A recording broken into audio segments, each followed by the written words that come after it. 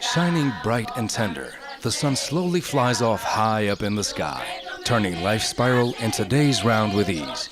It rises for joy and love, warming both the land and the heart.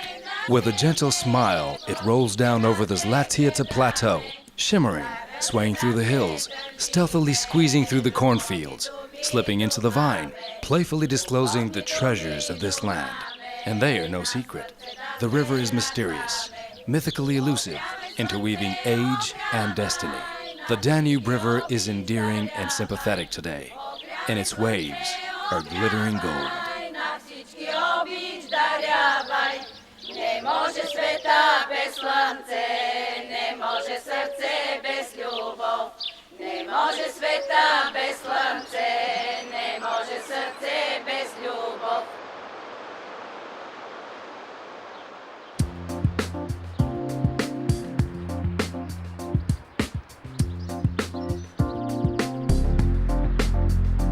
The town of Kozloduy is situated on the Danube River close to the Ogosta outflow.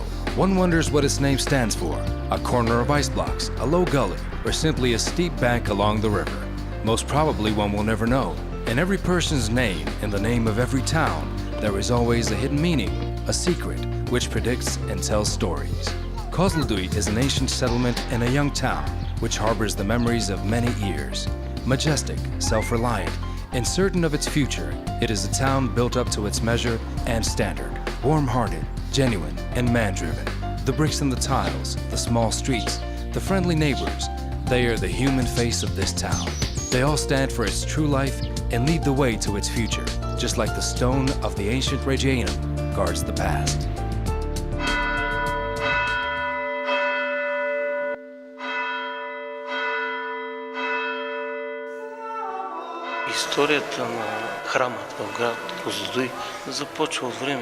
The history of the church in the city of Kozloduy dates back to 1865, when a small church with a wooden clapper was built in the churchyard. The St. Trinity Church was built by donations in 1914. The wood carving is a testimony of esteemed traditions. The strict lines tenderly caress the flowers. The cross rises from the leaves like a key to the ultimate truth that draws the earth and the heavens together. The images of the saints inspire passion and sympathy. The walls come to life. The blue is as bright as a spring morning, as beautiful as a dream, and as clean as an honest confession. Everything seems so close to the heart. It elevates the soul and clears the mind. The people cherish their Christian faith. It is this faith that has preserved us, and people respect that.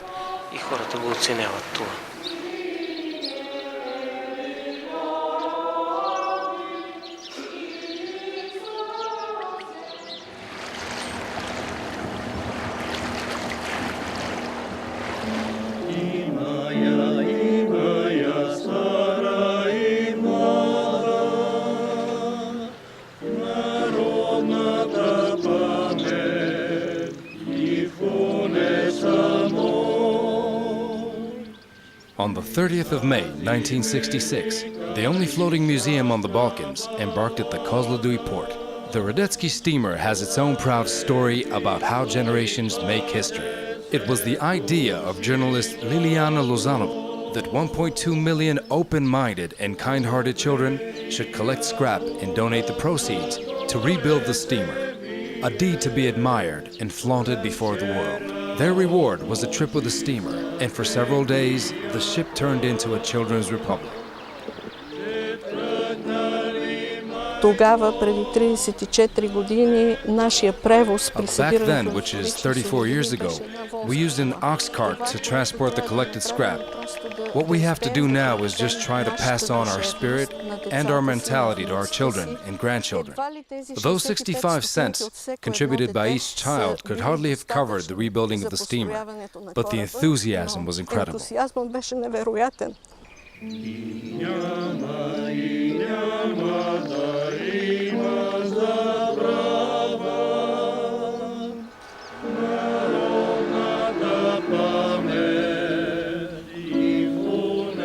On the 17th of May, 1876, Teacher Mladen Pavlov welcomed Botov's detachment and joined its ranks. Brave men went down on their knees and kissed the land, the way one kisses a mother's hand, asking for forgiveness and a blessing. Their words were simple. Brothers, let's kiss this land which will shelter our bones when we die for the freedom of our homeland. Their flag was small, but how small a flag might be, and yet how great an idea. How golden can an embroidered lion be? Maybe as golden as the land he has risen from? The detachment enters the Bhutan village. The men set up headquarters in the house of priest Ivan Volkov, who has sent word to Botov to land in Kozloduy. Then, battles, arrests, and death. The price one pays for the privilege of being free.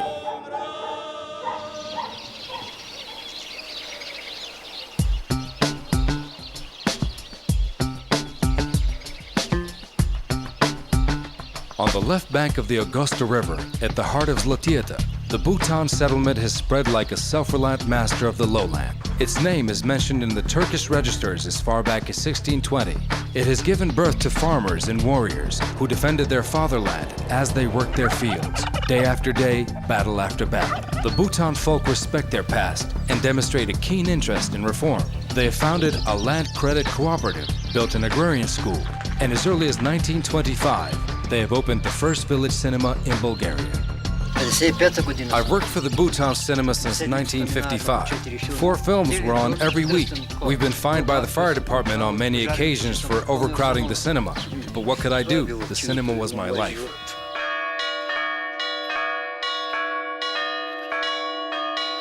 In 1860, Ivan Volkov became priest here, and he started opening the eyes and souls of the Bhutan people. The building was modest, but on 2 stories. The lower one was made of stone, the upper one of whitewashed wooden fence. The children had classes on the first floor, and they would gaze at the heavens from the second floor. A small bell tolled for the first time shortly after the liberation. How fast the life of these people changes. It is strange how an individual can materialize the ideas of an entire age, from the clapper and the slate pencil to welcoming Botov's detachment.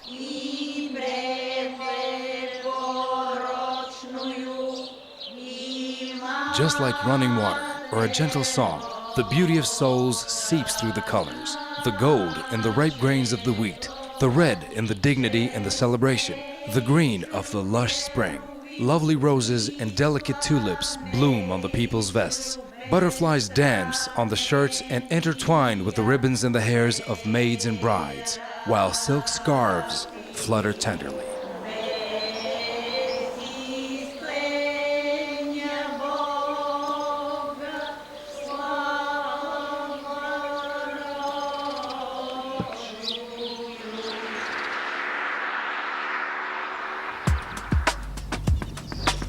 The lower Danube Road was built in the 1st century during the time of Emperor Tiberius.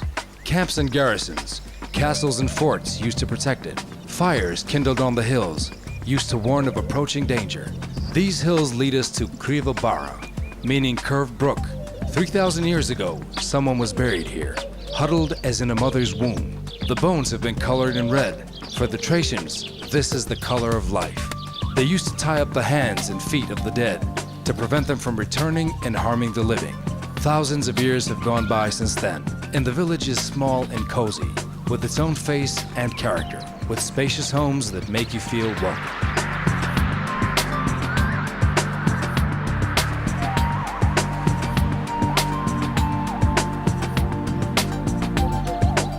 The fire would blaze up on this hill, and then on the next one, and the next one. Its light leads us to Glozhine. Here too, time is embedded in the land.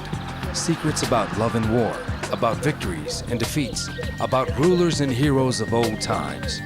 Every piece of earthenware, every spear gap, and every water well tells a little story. They whisper them to the children as they run through the gardens.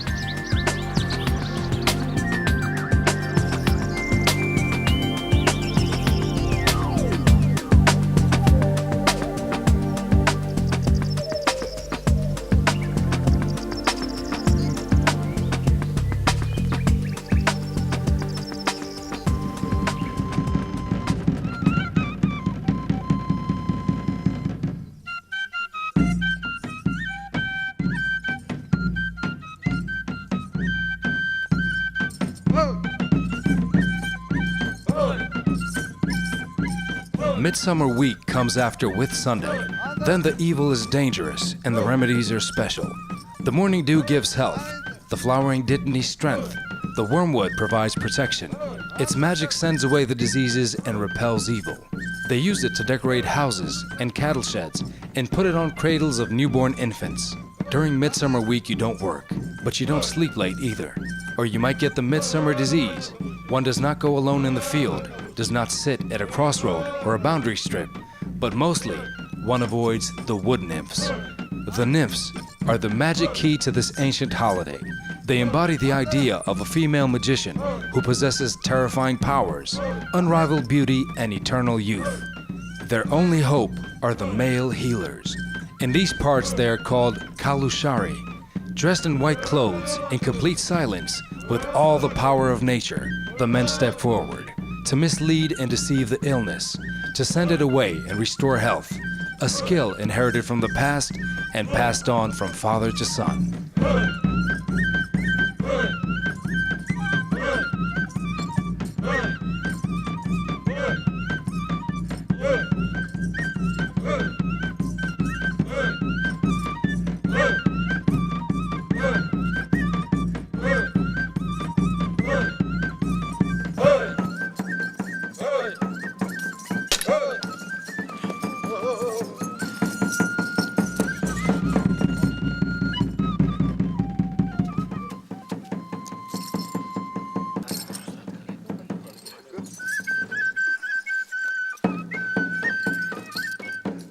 Harmony is regained, and somewhere, deep in the heart, remains the veneration to the incomprehensible forces of the past, and we secretly ask ourselves whether or not this is the right way.